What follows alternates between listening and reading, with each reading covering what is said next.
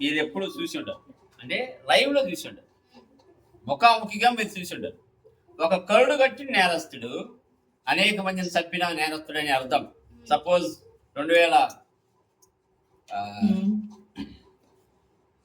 ఏ సంవత్సరం అది, బాంబే 26/11 జరిగిన ఆ సందర్భంలో అనేక మందిని చంపిన పాకిస్తాన్ని జైల్లో వేయాలి అంటే ఎలా తీసుకుపోతారు?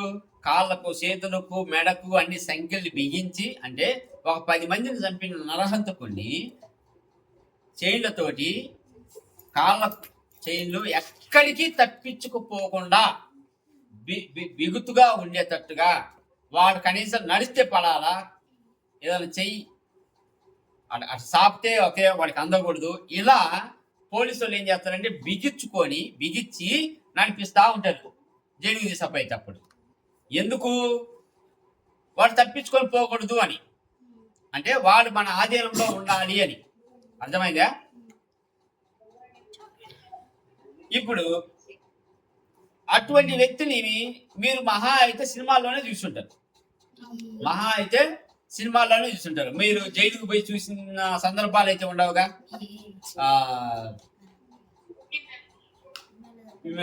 ఎప్పుడు మనము జైలుకు పోయింది లేదు, జైల్లో ఉన్న ఖైదీలను మనం చూసింది లేదు, కాబట్టి మీరు అలా చూసి, కానీ సినిమాలలో అయితే చూసి ఉంటారు.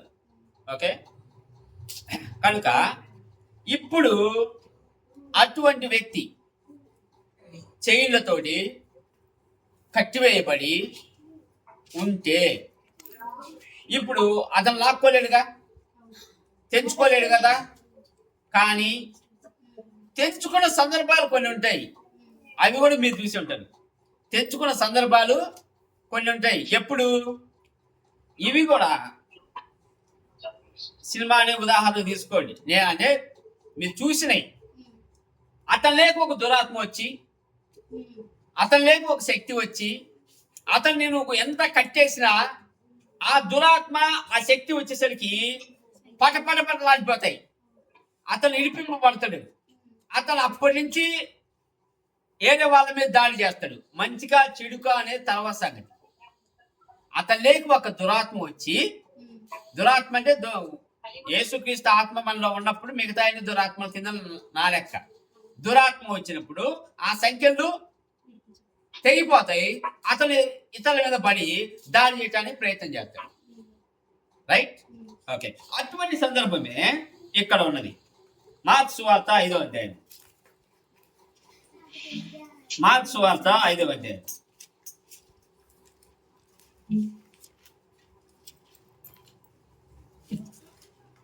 ఒకటి నుంచి. వారు సముద్రమునకు అద్దరినున్న గెరాసేనుల దేశమునకు వచ్చిరి. వాళ్ళు వేరే దేశానికి పోయారు. క్లారిటీ చెబుతున్నాం ముందు. సముద్రానికి అద్దరి అంటే అది గలిలే సముద్రం కావచ్చు. అక్కడ దగ్గరలో ఉన్న వాళ్ళకు అది ఒక్కటి తప్పితే వేరే సముద్రం లేదు. ఈ పక్కన మధ్యధర సముద్రం ఉన్న మధ్యధర సముద్రం దాటిపోయే ఛాన్స్ ఉండదు, ఎందుకంటే చాలా దూరం ఉన్నది గలిలే సముద్రం. గలిలే సముద్రానికి అవతల ఉన్నది.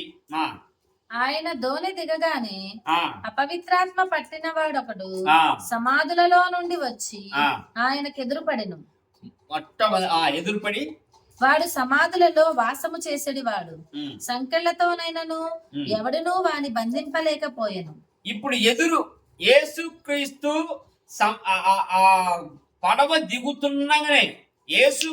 పడవ దిగుతున్నాగానే ఒకతను వచ్చిండు, ఎదురుపడ్డాడు. ఓకే, వాడి బ్యాక్గ్రౌండ్ చెబుతుంది. ఇప్పుడు వాడు ఎలాంటి వాడు, వాడు ఏం చేస్తుండు, వాడు ఏం తింటుండు, వాడు ఎలా బతుకుతున్నాడు, ఇది బ్యాక్గ్రౌండ్. ఆ బ్యాక్గ్రౌండ్ చదవండి. ఇప్పుడు పలుమారి వాని కాళ్లకును చేతులకును సంకెళ్ళు వేసి బంధించినను వాడు ఆ చేతి సంకెళ్ళు తెంపి కాలి సంకెళ్లను తుత్తునియలుగా చేసెను గనుక తుత్తునియలు ఆ పదం గనుక ఎవడనూ వాడిని సాధుపరచలేకపోయాను. ఎవడు వాడిని పట్టుకోలేకపోతున్నారు, వాడిని ఆధీనంలో పెట్టుకోలేకపోతున్నారు. వాడు ఎల్లప్పుడూ రాత్రింబగళ్ళు సమాధులలోను కొండలలోను కేకలు వేయించు తన్ను తాను రాళ్లతో గాయపరుచుకొనుచు నుండెను. వాడు దూరం నుండి యేసును చూచి ఆ, పరుగెత్తుకొని వచ్చి ఉమ్, ఆయనకు నమస్కారము చేసి, ఆ, యేసు, సర్వోన్నతుడైన దేవుని కుమారుడా, నాతో నీకేమి? ఆ. నన్ను అంత తాపండి. ఇప్పుడు యేసుక్రీస్తు వేరే అద్దరున్న వేరే దేశానికి వెళ్ళిండు. ఈయన దిగగానే చాలా ఇమ్మీడియట్ అంటే అటెన్షన్. ఈయన దిగగానే పడవ దిగగానే ఒకతను ఉర్రుకుంటూ వచ్చిండు. ఉర్రుక్త అంటే పరిగెత్తుకుంటూ వచ్చి నమస్కరించి, ఇంగ్లీష్లో ఏమంటే హీ వర్షిప్డ్ ఇంగ్లీష్లో ఆడ నమస్కారం చేసి, ఓకే తెలుగులో నమస్కారం యాక్చువల్గా అయితే ఆరాధన చేసి అంటే కాళ్ళకు నమస్కారం చేసి, గుర్తుపెట్టుకోండి వర్డ్. నమస్కారం చేసి ఏమంటుండు, యేసు నీతో మాతో నీకేం పని. ఒకటి ఫస్ట్ ప్రశ్న వేసిండు. ఇక్కడ అతని బ్యాక్గ్రౌండ్ వచ్చేసి దురాత్మ పట్టిన వ్యక్తి. దురాత్మ పట్టిన వ్యక్తి యాక్చువల్గా ఎవరైనా మన శత్రువు వస్తుంటే మనం ఏం చేస్తాం? దాక్కుంటాం, వెళ్ళిపోతాం. కానీ యేసుక్రీస్తు దిగగానే ఒక దురాత్మ పట్టిన వ్యక్తి, సమాజంలో నివసించే వ్యక్తి, నువ్వు ఎన్ని సంఖ్యలు వేసినా కానీ ఏ మనిషి వాడిని ఆధీనంలో తెచ్చుకోలేని వ్యక్తి, సంఖ్యలు నువ్వు ఎన్ని అప్పట్లో ఇప్పుడే ఇట్లాంటి సంఖ్యలు ఉంటాయి, అప్పట్లో ఎటువంటి సంఖ్యలు ఉంటాయి? ఎంత గట్టిగా ఇంతలా మోకులు వేసుకొచ్చినా కానీ అంటే తెక్కొట్టుకుని వెళ్ళిపోతుండు, తుత్తు నీళ్ళు చేస్తుండు. ఒక విధంగా ఎలా చేస్తుండంటే సంసోనును కట్టేసినప్పుడు తెంపుకున్నాడు చూడు, ఆ విధంగా తెంపుతున్నాడు. కానీ అది అతని శక్తి కాదు, అతనిలో ఉన్న దురాత్మ శక్తి. ఈ దురాత్మ అతన్ని అలా బిహేవ్ చేస్తుంది. అతనిలోకి దూరి ఇప్పుడు దూరాగా ఉన్నప్పుడు చూసింది అతనిలో ఉన్న దురాత్మ చూసి ఉరుకుతూ వచ్చి కాళ్ళకు నమస్కారం చేసి, యేసు సర్వోన్నతుడైన దేవుడా. ఫస్ట్ ఆఫ్ ఆల్ దురాత్మ ఏం చేసిందంటే the demons recognise his identity. ఆయన ఎవరు అనేది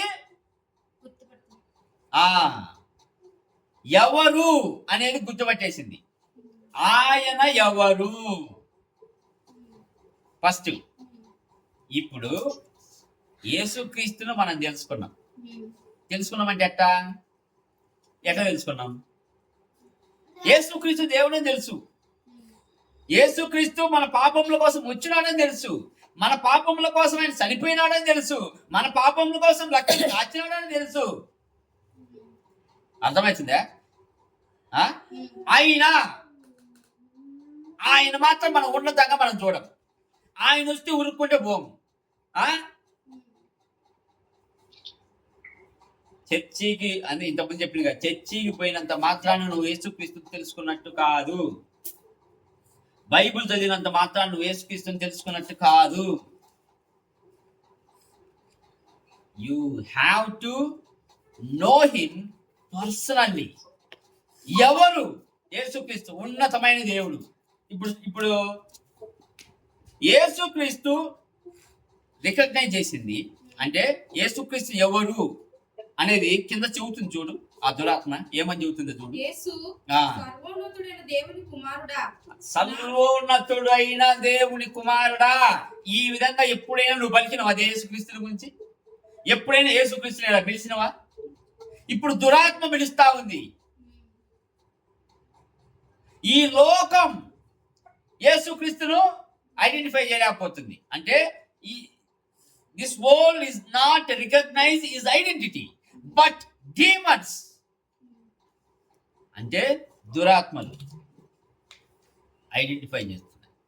సర్వోన్నతుడైన దేవుని కుమారుడా, నాతో నీకేమి? నన్ను బాధపరచుకోమని దేవుని పేరిట నీకు ఆనబెట్టుచున్నానని బిగ్గరగా కేకలు వేసాను. ఫస్ట్ ఆఫ్ ఆల్ దురాత్మలు కూడా యేసుక్రీస్తు యొక్క ఐడెంటిటీని, ఆయన ఎవరు అని గుర్తించినప్పుడు నీకు నాకు ఏమొచ్చింది గుర్తించటానికి? ఆయన స్థానం ఏంది? ఆయన ఎక్కడుండేవాడు? ఎలాంటి వ్యక్తి? మనం తెలుసుకో. మనం తెలుసుకున్నా మనం అంత గౌరవం ఇవ్వం. యేసుక్రీస్తా అందరి మాదిరిగా ఆయన ఒక దేవుడు అనుకునే వాళ్ళు లక్షల్లో ఉన్నారు. యేసుక్రీస్తును పర్సనల్ గా మనం ఒకవేళ యేసుక్రీస్తును స్వీకరించినా, యేసుక్రీస్తు సంఘానికి పోవాలి అంటే 10 గంటలకైతే 10:30కైనా పర్లే, ఆయన ఏమనుకోడు. 10:30 కాబట్టి 11కి పోదాం, వర్షిప్ స్కిప్ చేసి వాక్యం విందాం. లేదు వర్షిప్ చూసేసి వెళ్ళిపోదాం. లేదు అసలు పోకపోయినా యేసుక్రీస్తు మనల్ని ఏమంటు. కానీ ఇక్కడ ఉరుక్కుంటూ వచ్చింది. ఆయన దిగగానే దురాత్మ. ఇప్పుడు కనీసం దురాత్మ ఇచ్చిన వాల్యూ మనం ఇవ్వాలిగా యేసుక్రీస్తుకి. ఇవ్వాలన్నా ఇవ్వకూడదా? ఇవ్వాలి, కానీ ఇవ్వ.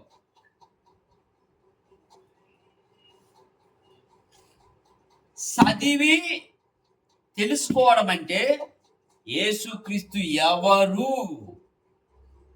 ఉన్నతమైన దేవుడు. ఆ దేవుడే భూమి మీదకి దిగి వచ్చి 3.5 సంవత్సరాలు సేవ చేసి 12 మంది శిష్యులను తయారు చేసి లోకానికి పంపిన రక్షకుడు అని తెలుసుకున్నప్పుడు నువ్విచ్చే వాల్యూ వేరే విధంగా ఉంటుంది. ఆరాధన చేయమంటే ఆరాధన చేయం, పాటలు పాడమంటే పాటలు పాడం. దేవుడికి ఇవ్వాల్సిన ఏ మర్యాద మనం ఇవ్వం. అదే ఒక ఇంటికి ఎమ్మెల్యే కానీ ఒక మంచి కానీ వస్తే లేచి నిలబడి వాళ్ళకు కావాల్సిన సపర్యాలన్నీ చేసి వాళ్ళు పొయ్యేదాకా చేతులు కట్టుకొని నిలబడి ఎన్ని చేస్తాం. కానీ దేవుని మాత్రం మనకు లెక్కే లేదు. మనం సాగిలి పడం, మోకాళ్ళు మనకు వంగవు, మనం ప్రార్థన చెయ్యం, పాటలు పాడాం, వాక్యం చదవం, ఏం చెయ్యం. కానీ పేరుకు మాత్రం మేము చర్చిగా పాడతాం, మనం పాట పాడతాం. ఏంది ఏమైనా చేయగలవు, కథ మొత్తం మార్చగలవు. నుంచి మారుతాడు దేవుడు కథ? నువ్వు కనీసం ఆయన ఐడెంటిటీని రికగ్నైజ్ చేయకపోతే కథ మొత్తం నీ జీవితంలో ఎలా మారుతుంది? దేవుడికి నువ్వు సమయం ఇవ్వవు, దేవుడిని నువ్వు గౌరవించవు, దేవుడిని నువ్వు ప్రేమించవు. నీ నోటిని పర్ఫెక్ట్ గా హృదయం నుంచి ఒక మాట రాదు దేవుడిని పైకెత్తడానికి. నుంచి మారుతాడు కథ? First of all you have to recognize who Jesus is. Who Jesus is. యేసుక్రీస్తు సర్వోన్నతమైన దేవుని కుమారుడు అని క్లియర్ గా దురాత్మ చెబుతుంది. అలాంటప్పుడు నువ్వు నేను ఎంతగా ఆయన ఐడెంటిటీ రికగ్నైజ్ చేయాలి. నెక్స్ట్, ఎందుకనగా ఆయన అపవిత్రాత్మ ఈ మనుషుని విడిచిపోమ్మని వారితో చెప్పాను.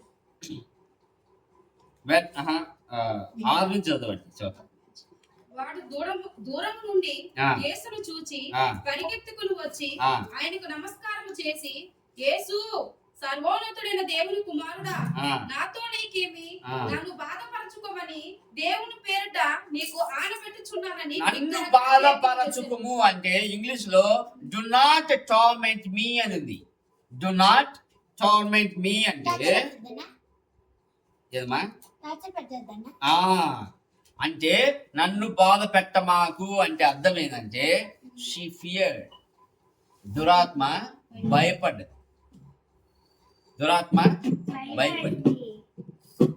క్లియర్ గా డోంట్ టార్మెంట్ మీ అంటే రెండో స్టెప్ ఇక్కడే కనబడుతుంది. ఏంటంటే దేవునికి భయపడాలి. ఇప్పుడు దురాత్మ యేసుక్రీస్తు అటు దిగ్గాని పోయి ఆయన రికగ్నైజ్ చేసింది. ఇప్పుడు చెబుతుంది, నన్ను మాత్రం బాధ పెట్టమాకు స్వామి, నాకు తెలుసు నువ్వెవరు. ఇప్పుడు అపోస్తల కార్యాలు 19వ అధ్యాయంలో మీకు తెలిసే ఉంటుంది. ఇప్పుడు ఒక అతను ఏం చేయాలనుకుంటాడు, దురాత్మను ఎలగొట్టాలని మ్యాజిక్లు చేయటానికి ప్రయత్నం చేసేటప్పుడు వాడిని గుడ్డలు తీసి కొడుతుంది దురాత్మ. ఎవరిని?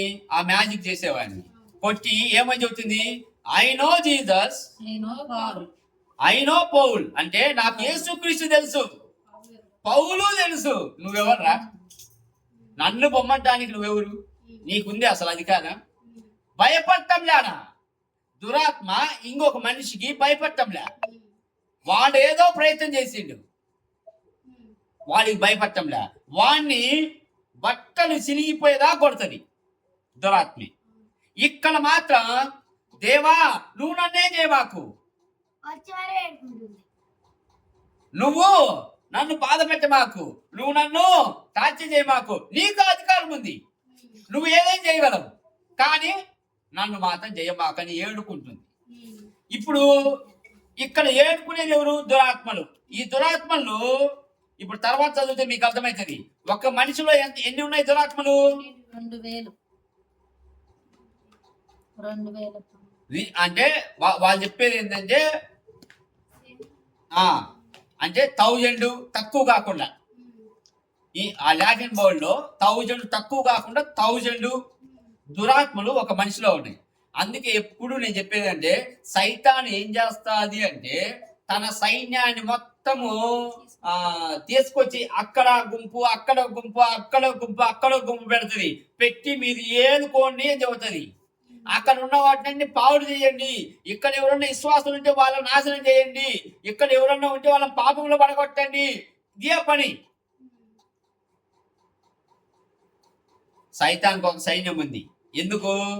పైనుంచి పడ్డప్పుడు సైతాన్తో పాటుగా 300 మొత్తము కలిపి ఉంటే 1/3 సైన్యం మొత్తం పడిపోతారు. అంటే 100 మంది ఉంటే 33 మంది పడిపోతారు. అది లెక్క. 100 మంది ఉంటే 33 మంది సైతాన్తో పడిపోతారు. వీళ్ళందరిని ఏం చేస్తుందంటే అసైన్ చేస్తుంది.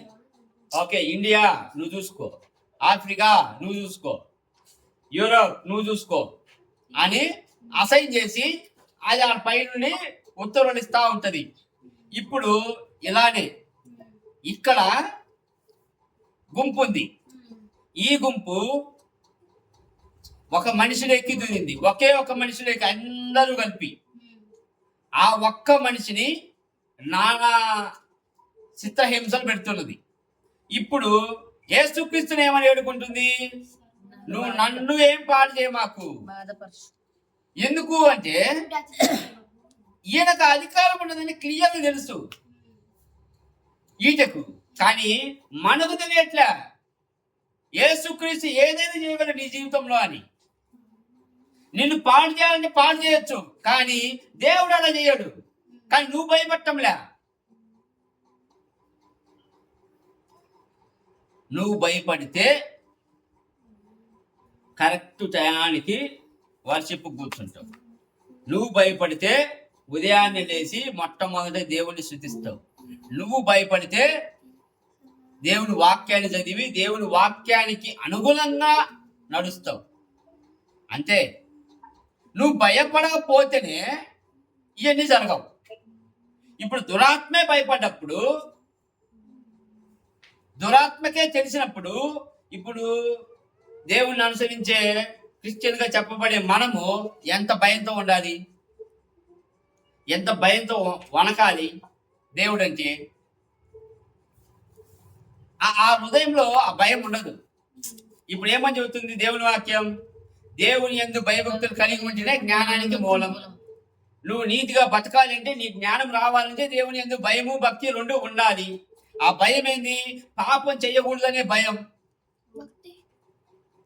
మనము సంఘం అంటే దాడుతున్నానే అంటే చర్చి నుంచి బయటికి వస్తేనే లోక వ్యవహారాలు,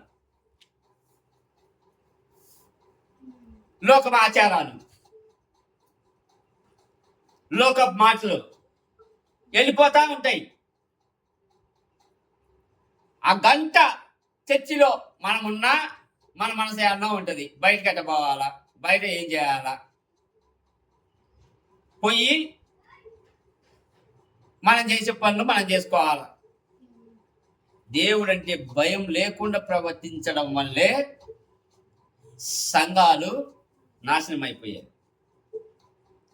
దేవుడికి కావాల్సింది ఏంటంటే నువ్వు భయపడాలి, నువ్వు భయపడాలి. దేవుని వాక్యం క్లారిటీ చెబుతుంది, ఎవరైతే యెహోవా యందు భయభక్తులు కలిగి ఉంటారో వాళ్ళు జ్ఞానులు. అంతే, సింపుల్.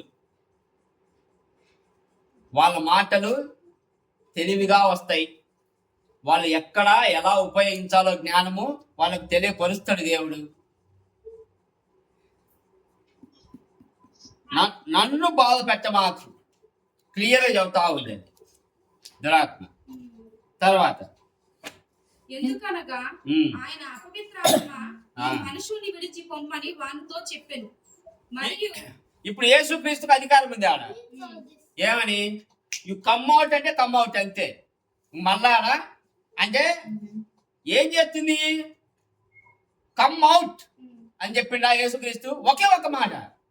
ఏం చేసింది అది? చదవండి చదవండి చదవండి చదవండి. మరియు ఆ, ఆయన నీ ఆ. పేరేమని వాడిని అడగగా ఉమ్, వాడు నా పేరు సేన ఆ, ఏలి అనగా మేము అనేకులమని చెప్పి ఆ, తమను ఆ దేశంలో నుండి తోలు వేయవద్దని ఆయన మిగులు బతిమాలుకొనెను. ఆ, అక్కడ కొండ దగ్గర ఉమ్, పందులు పెద్ద మంద మేయుచుండెను ఉమ్, గనుక ఆ పందుల్లో ప్రవేశించినట్లు మమ్మలను ఉమ్, వాటి యొద్దకు పంపుమని ఆ. ఆ దెయ్యములు ఆయనను బ్రతిమాలుకొనెను. ఆ. యేసు వాటికి సెలవీయగా ఆ అపవిత్రాత్మలు వాని విడిచి పందుల్లో ప్రవేశించెను. చూడు, యేసుక్రీస్తు మాటను అవి కనీసం ఇంత గిర కూడా దాటలే. దయ్యాలు యేసుక్రీస్తుకు ఒక విధంగా శత్రువు. యేసుక్రీస్తు శత్రువే కదా సైతాన్. ఇప్పుడు అంటే యేసుక్రీస్తుకు వ్యతిరేకం కదా ఇవి చేసేది. నీ మాట నేను ఎందుకు వినాలి అని అంటాం లేదు కదా. సెలవు అయ్యాయా ఆ వాటిలో కన్నా, లేకపోతే మేము నువ్వు చంపేస్తావు. అంటే obedience, obey the Jesus word, obey, obedience.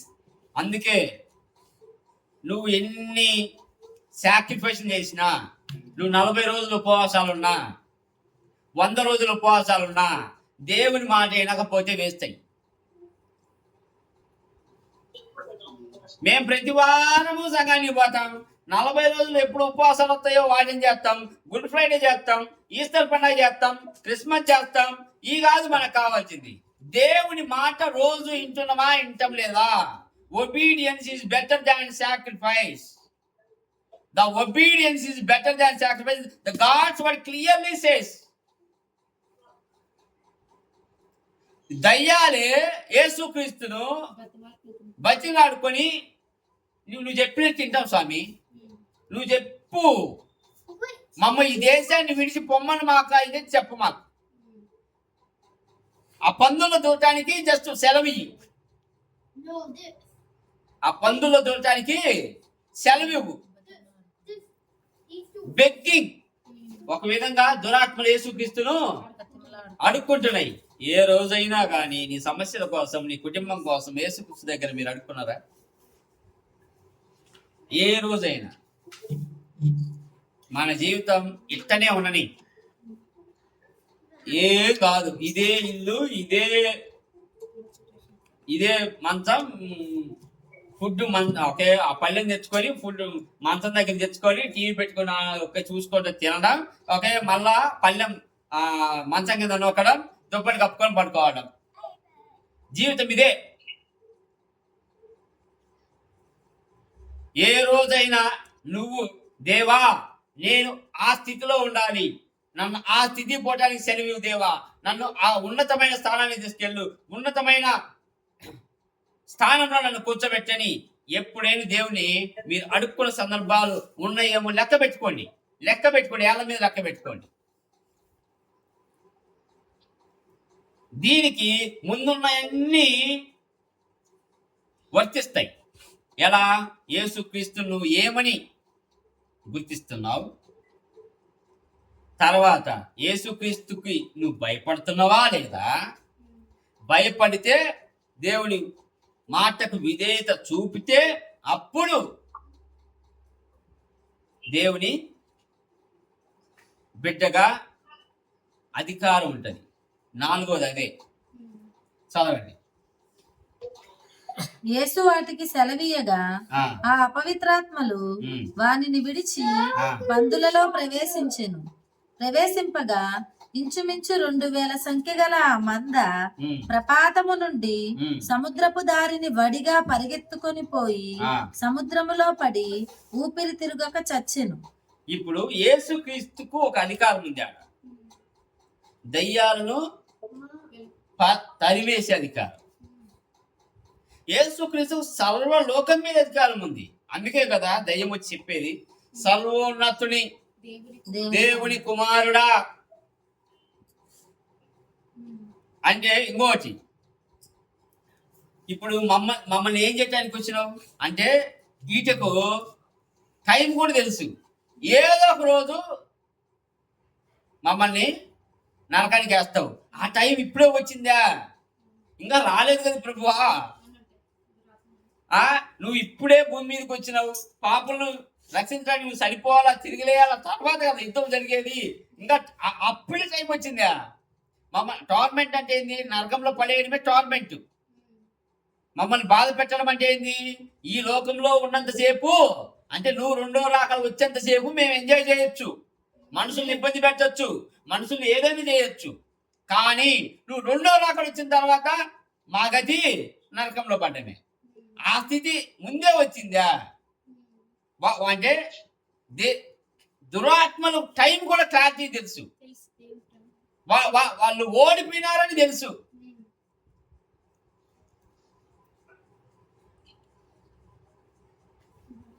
ఇప్పుడు యేసుక్రీస్తు అధికారాన్ని ఎంత చక్కగా ఉపయోగిస్తున్నంటే, you just come out of that unclean spirit అని ఒకే ఒక వర్డ్ ఉపయోగిస్తాడు. అంతేగా? అవి వెళ్ళి పందుల్లో దొరుకుతాయి, పందులు చచ్చిపోతాయి. తర్వాత ఆ పందులు మేపుచున్న వారు పారిపోయి పట్టణములోను గ్రామములలోను ఆ సంగతి తెలియజేసిరి. జనులు జరిగినది చూడ వెళ్లి యేసునొద్దకు వచ్చి, సేనాను దయ్యములు పట్టిన వాడు బట్టలు ధరించుకుని స్వస్థ చిత్తుడై కూర్చుండి ఉండుట చూచి భయపడిరి. ఇప్పుడు గాడ్ రెస్టోర్ దట్ పర్సన్, మళ్ళా అతన్ని మునుపటి స్థితికి తీసుకొచ్చిండు. ఏ స్థితి? మంచి స్థితికి. ఆడ ఏమనుంది? వాళ్ళు వచ్చి చూసేసరికి మనోడు ఎలా కూర్చోనుడు? అంతకుముందు బట్టలు దింపుకొని, అంతకుముందు రాళ్ళతో కోసుకొని, అంతకుముందు ఏడంటే ఆడి సమాధులలో దూకి, సమాధులలో ఉండి, కొండలకు పోయి ఎక్కి దూకి తనను తాను గాయపరుచుకొని ఇన్ని చేసిన వ్యక్తి ఇప్పుడు ఈయన వచ్చేసరికి ఏం చేస్తుండు? బట్టలు ధరించుకుని కూర్చున్నాడు. మంచిగా బట్టలు వేసుకొని స్థిత ప్రజ్ఞుతులై కూర్చొని ఉన్నాడు. అంటే ఇంగ్లీష్ లో ఏమనేదంటే, in right mind. Before there was no right mind. Right mind అర్థమవుతుందా? శుభ్రంగా కూర్చొని ఉన్నాడు, చాలా బుద్ధిమంతుడిగా.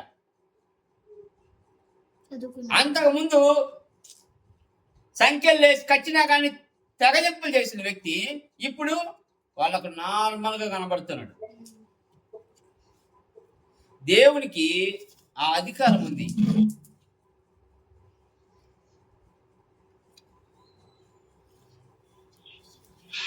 దేవుని ఎవరైతే యేసుక్రీస్తును సొంత రక్షకుడుగా అంగీకరిస్తారో ప్రతి ఒక్కళ్ళకి దేవుడు అధికారం ఇస్తాడు. ఇప్పుడు నువ్వు నేను ఆ అధికారాన్ని ప్రదర్శించలేకపోతున్నామంటే ఇప్పుడు మొదట ఇవన్నీ మనం చేయట్లే. ఏది? ఒకటి, నువ్వు దేవుణ్ణి సరిగా గుర్తించటంలే. రెండోది, దేవుడికి భయపడటంలే. మూడోది, దేవుని మాటకు వింటంలే. నాలుగోది, దేవుణ్ణి ఏది నువ్వు అడగట్లే.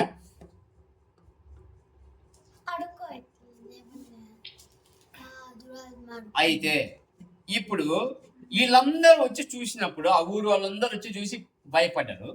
భయపడిన తర్వాత ఏమైంది?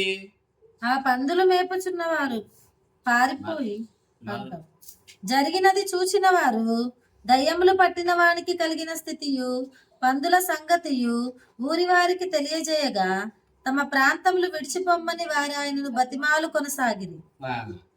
దాని తర్వాత ఆయన దోణి ఎక్కినప్పుడు దయ్యములు పట్టినవాడు ఆయన యొద్ద తన్నుండనిమ్మని ఆయనను బతిమాలు కొనెను గాని ఆయన వానికి సెలవీయక నీవు నీ ఇంటి వారి యొద్దకు వెళ్ళి ప్రభువుని ఎందుకు కనికరపడి నీకు చేసిన కార్యములన్నిటినీ వారికి తెలియజెప్పుమనెను.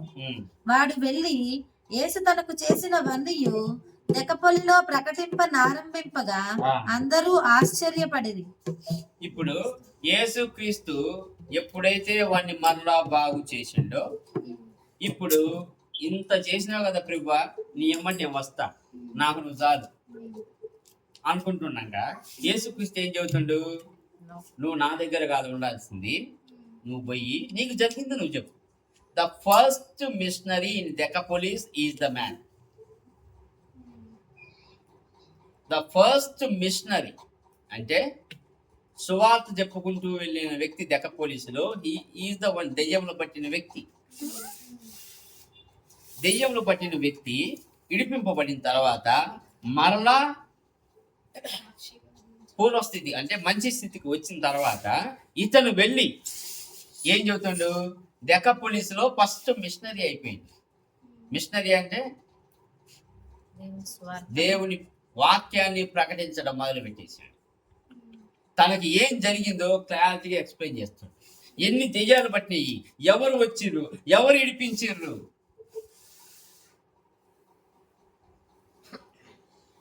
మన బ్రతుకు ఒకప్పుడు పాపం అనే బురదలో ఉన్నప్పుడు యేసుక్రీస్తు పైకి తీసుకొచ్చి ఆ బురదను గడిగి ఒక మంచి వస్త్రాలు వేసి ధరింపజేసి మంచి ఆహారం ఇచ్చి కూర్చోబెడితే మనం మాత్రం యేసుక్రీస్తా అవును అప్పుడప్పుడు చర్చికి పోతాం, అప్పుడప్పుడు వాక్యం చదువుతాం, ఇంతే మనం చెప్పేది. యేసుక్రీస్తు నా రక్షకుడు, యేసుక్రీస్తు నా దేవుడు, నేను యేసుక్రీస్తుని వెంబడిస్తున్నాను అని చెప్పలేము. క్యారెక్టర్లో చూపించలేము, మాటలతో చెప్పలేము. నీతిగా ఉండి లోకానికి సాటి చెప్పలేము.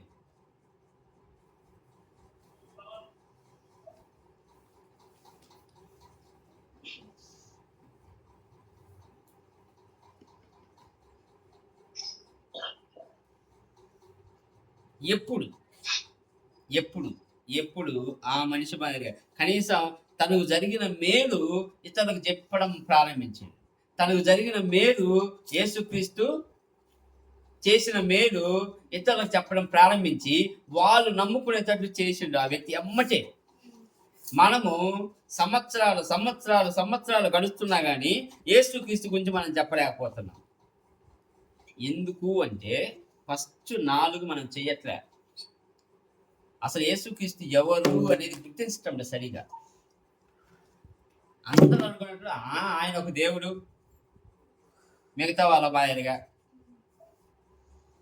సంఘానికి పోతాం వస్తాం అంతే. రెండోది ఆయనకు మనం భయపడం. సంఘానికి పోకపోతే వాక్యం చదవకపోతే ప్రార్థన చేయకపోతే తిడతాడా కొడతాడా? యేసుక్రీస్తు కొట్టడు తిట్టాడు. యేసుక్రీస్తు మనం భయపడాల్సిన అవసరం లేదు. మూడవది ఆయన మాట మనం వినాం.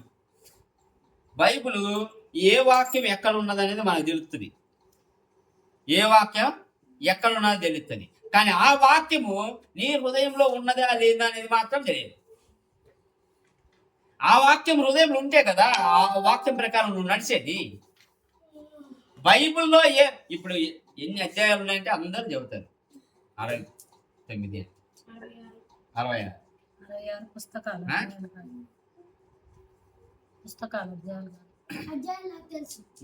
పుస్తకాలు అధ్యాయాలు వాట్ బుక్స్ అలా 66 బుక్స్ చెప్పేది. దాని తర్వాత ఓకే 1118 అధ్యాయాలు. అవి కాదు కావాల్సింది. ఇప్పుడు యేసుక్రీస్తు చెప్పిన మాట మన హృదయంలో పెట్టుకొని అనుసరించి నడుస్తున్నామా లేదా? Obedience, obey the word. యేసుక్రీస్తు నీ హృదయానికి చెబుతాడు 5 గంటలు లేచి ప్రార్థన చేయంటే, లేదు నేను పట్టుకో సరిపడుతుంది దుప్పటి కప్పుతుంది, నేను లేయను. నువ్వు ఎప్పుడైతే యేసుక్రీస్తు మాట వినవో ఇట్లాంటి దెయ్యాలే వచ్చి దూరుతాయి దుప్పట్లో, ఇట్లాంటి దురాత్మలే వచ్చి దూరుతాయి. అప్పుడు నీ పరిస్థితి ఎట్టుంటది? రోజు బండుతావు. యేసుక్రీస్తు నీకు చెప్పి పరిశుద్ధాత్మ ఏం చెబుతుండు? నువ్వు 5 గంటలు లేచి ప్రార్థన చేయి, నా వల్ల కాదు అని నువ్వు నిర్లక్ష్యం చేస్తావు. నేను మళ్ళా దుప్పటి కప్పుకొని పడుకుంటా. అప్పుడు పరిశుద్ధాత్మ నీ నుంచి తొలగిపోయినప్పుడు దురాత్మ వచ్చి దూరుతుంది. అప్పుడు నువ్వేం చేస్తావు? 7 అయినా లేయవు, 8 అయినా లేయవు, సోమరిపోతాను అలవాటైపోతుంది. అది ఒక దురాత్మ. ఈ దురాత్మలు ఒక్కొక్క పాపానికి ఒక్కొక్క అధికారి ఉంటాడు. నరహత్యకు ఒక అధికారి ఉంటాడు, వ్యభిచారానికి ఒక అధికారి ఉంటాడు, సోమర్తనానికి ఒక అధికారి ఉంటాడు, మోసం చేయడానికి ఒక అధికారి ఉంటాడు. ఈ అన్ని కలిపి ఒక్కళ్ళు దూరినాయి అనుకో, పరిస్థితి ఎట్టుంటుంది? ఇప్పుడు వాడి పరిస్థితి ఉన్నట్టే ఉంటుంది. ఆ 1000 ఒక్కొక్క పనికి అప్పగించే ఉంటారుగా, కానీ వీళ్ళందరూ కలిసి ఒక్కర్లేదు దూరిపోయా.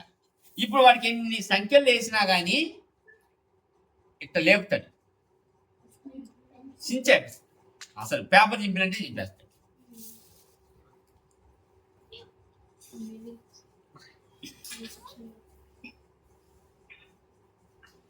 బిలీవర్స్ గా చెప్పుకునే మనము మొట్టమొదటి యేసుక్రీస్తు ఎవరు అనేది రికగ్నైజ్ చేయండి. ఆయన ఐడెంటిటీని రికగ్నైజ్ చేయండి. ఆయన ఎవరు, ఆయనకి ఇచ్చే స్థానం ఏంది? ఆయనకి ఇచ్చే స్థానం అందరికీ మనం ఇస్తున్నామా లేదా? యేసుక్రీస్తు దేవుడిని నువ్వు ఎరిగిన తర్వాత విగ్రహారాధన ఎందుకు చేస్తారు? మళ్ళా విగ్రహాలను ఎందుకు పూజిస్తున్నారు? మేరీ మాత ఎవరు? వేలాంగని ఎందుకు వెళ్తారు? గుణదలు ఎందుకు పోతారు? అర్థమవుతుందా? అవన్నీ విగ్రహాలు. ఇప్పుడు యేసుక్రీస్తుని నువ్వు అర్థం చేసుకోలేదనుకో, ఎవరు పిలిచినా పోతావు. ఆ గుడి పోదాం అంటే ఆ గుడికి పోతాం. వాళ్ళు తీసుకొచ్చే ప్రసాదం తినమంటే తింటారు. వాళ్ళు బొట్టు పెట్టుకోమంటే నువ్వు బొట్టు పెట్టుకుంటావు, వాళ్ళు పూలు పెట్టుకోమంటే నువ్వు పూలు పెట్టుకుంటావు. నేనేంది? నీకంటూ ఒక స్టాండర్డ్ లేదా? నువ్వు యేసుక్రీస్తు బిడ్డవు అని వాళ్ళకి తెలియట్లే. యేసుక్రీస్తును అనుసరిస్తున్నావు అని వాళ్ళకి తెలియట్లే. వాళ్ళు ఏం చేయమంటే నువ్వు చేస్తావు.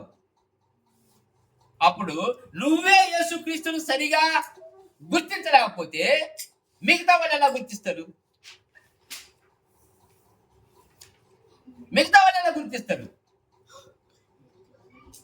దేవుడేమో నీ హృదయమే నా ఆలయం అని అంటాడు. దేవుడు నీ హృదయంలో ఉన్నప్పుడు, యేసుక్రీస్తు నీ హృదయంలో ఉన్నప్పుడు ఏదే వాళ్ళు ఎలా యేసుక్రీస్తుని చూడాలా? నీలో యేసుక్రీస్తుని చూడాలా, కానీ నీలో యేసుక్రీస్తు కనబడటంలే. నీలో యేసుక్రీస్తు కనపడటంలే. ఎందుకు? వాళ్ళు విగ్రహారాధన చేయమంటే చేస్తారు, వాళ్ళు పూజలకు రమ్మంటే పోతారు.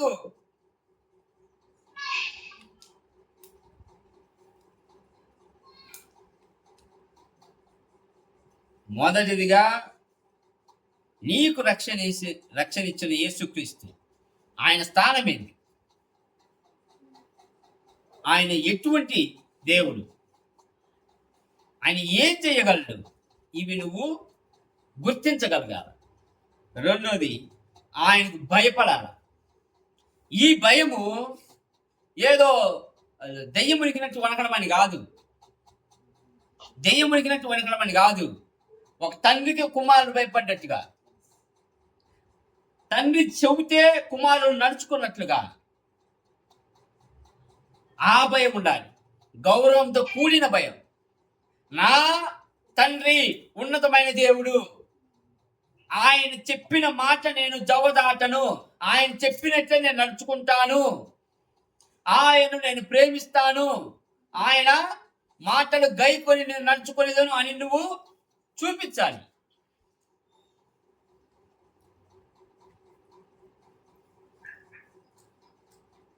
మూడవది ఒబీడియన్స్. ఆ మాట వినడము అంటే బైబిల్లో నువ్వు అన్ని వాక్యాలు చదవడం కాదు, దాని ప్రకారం నడవాలి, దాని ప్రకారం నడవాలి. నడవకపోతే ప్రయోజనం లేదు. ఇప్పుడు దురాత్మకు తెలియదా బైబిల్? మొత్తం వచ్చిన మొత్తం కంఠస్థం చేసి అవుతుంది సైతాన్. కానీ దానికి దేవుని వాక్య ప్రకారం నడవదు, దేవుని వాక్య ప్రకారం నడవదు. కానీ నువ్వు నడవాలి. we have to beg. దేవుణ్ణి ఒక్కోసారి అదే పడాలి, దేవా నా జీవితంలో ఈ కార్యం చేయ.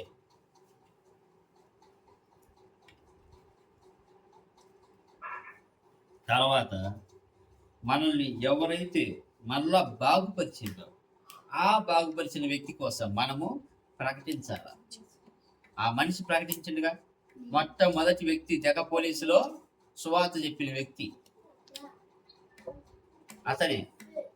1000-2000 పట్టిన దయ్యం పట్టిన వ్యక్తి.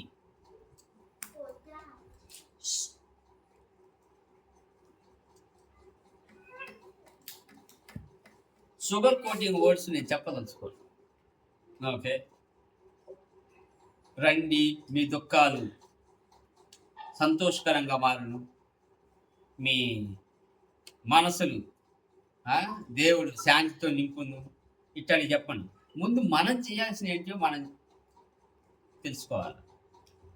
వాక్యంలో ఎలా ఉన్నదంటే, దేవుని ఎప్పుడైనా దేవుని దగ్గరికి నువ్వు వచ్చేది నీ అవసరాల కోసం నువ్వు రామాకు. నువ్వు అవసరాలు తీర్చడంలో దేవుడు కాదంటావు.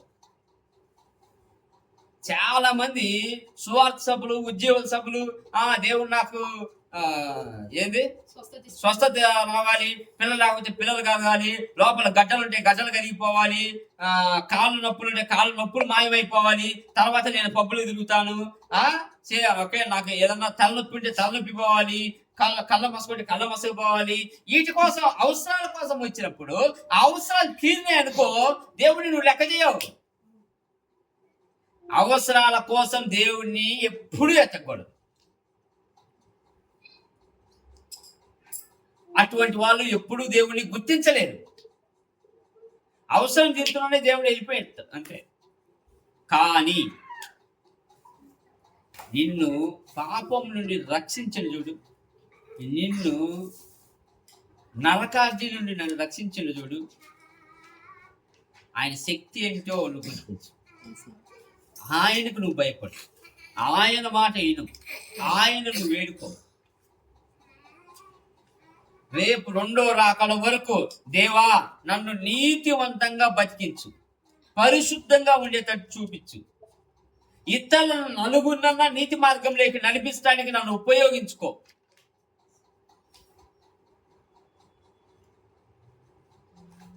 ఇది నీ ప్రార్థన అయితే, ఇది నీ ఆశ అయితే, దేవుడు మిమ్మల్ని ఉపయోగిస్తాడు. దేవుడు మిమ్మల్ని పైకి లేవనెత్తుతాడు. దేవుడు మీకు అధికారం ఇస్తాడు. మీ మూలకంగా స్వస్థతలు జరుగుతాయి. మీ మూలకంగా దేవుడు అద్భుత కార్యాలు చేస్తాడు. మిమ్మల్ని ఉపయోగించుకునే తన సువార్త అనేక మందికి తెలియపరుస్తాడు. అందుకు మీరు సిద్ధంగా ఉండాల్సింది ఏంటంటే, మొదట గ్రహించండి, యేసుక్రీస్తు నన్ను రక్షించిన దేవుడు ఎంత ఉన్నతమైన దేవుడు. నేను ఆయనకు భయపడాలి, ఆయన మాట వినాలి, ఆయనకు లోబడి ఉండాలి. ఇదేమి నీ జీవిత లక్ష్యమై ఉండాలి. అప్పుడు నా జీవితం చూడని కాలు ఎగరేయచ్చు. నేను యేసుక్రీస్తు బిడ్డను అని నువ్వు కాలు ఎగరేయచ్చు.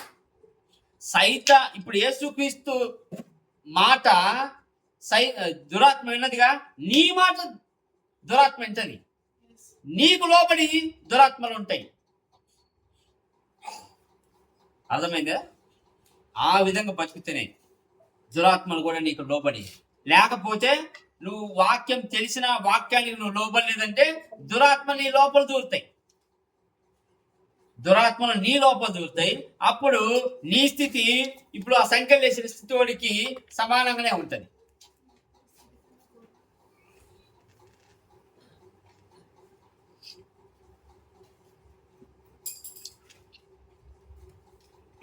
మల్లేశ్వరి ప్రార్థన చేయమే.